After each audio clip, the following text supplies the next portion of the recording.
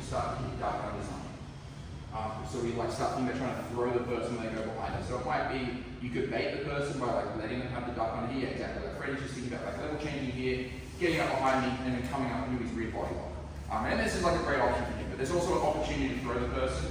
This is probably more advanced because it does require the timing. Most of the throws we've actually done, the way we've set them up so far this week is not requiring a lot of timing to actually get going. You can actually slowly work your way through the throw.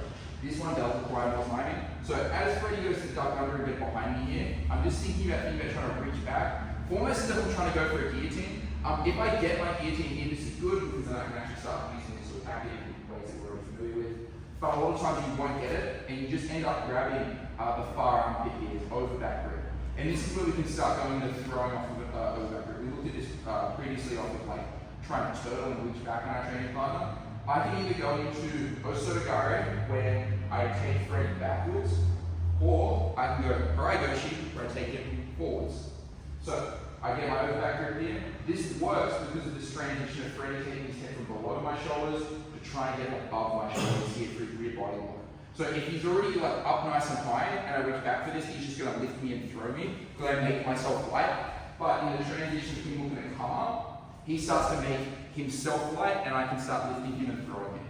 So use his duck under, I get my overback grip. If I'm facing more, actually we'll do the harai-goshi first. So I'm going to think about blocking the front of Freddie's shin with my left leg here, and I'm going to start leaning my head over my right leg.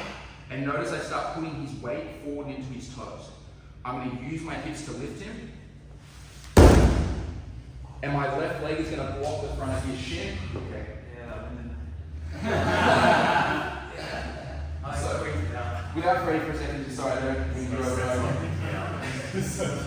I'm lifting, I'm blocking the front of his shin with my calf, and I'm going to look to take myself down into this T-shaped position here, looking to sweep his leg out. So this is different to Uchimata. Uchimata, we're actually using our hamstring in the back of our hips to lift the person's hips.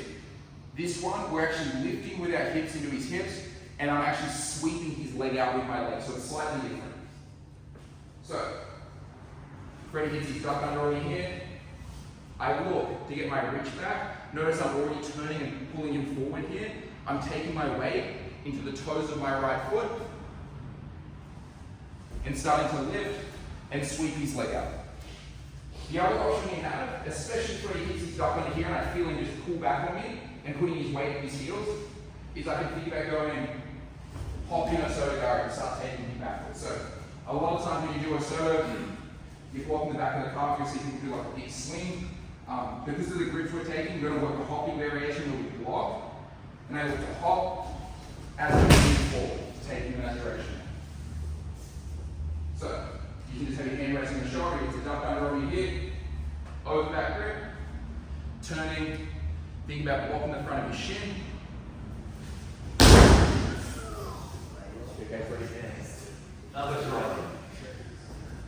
Or, as he feels himself get loaded up for the throw, he pulls backwards, I block the calf, and rather than throwing him forward, I'm just going to take him backwards. Let's give it a shot. 3, 2, 1.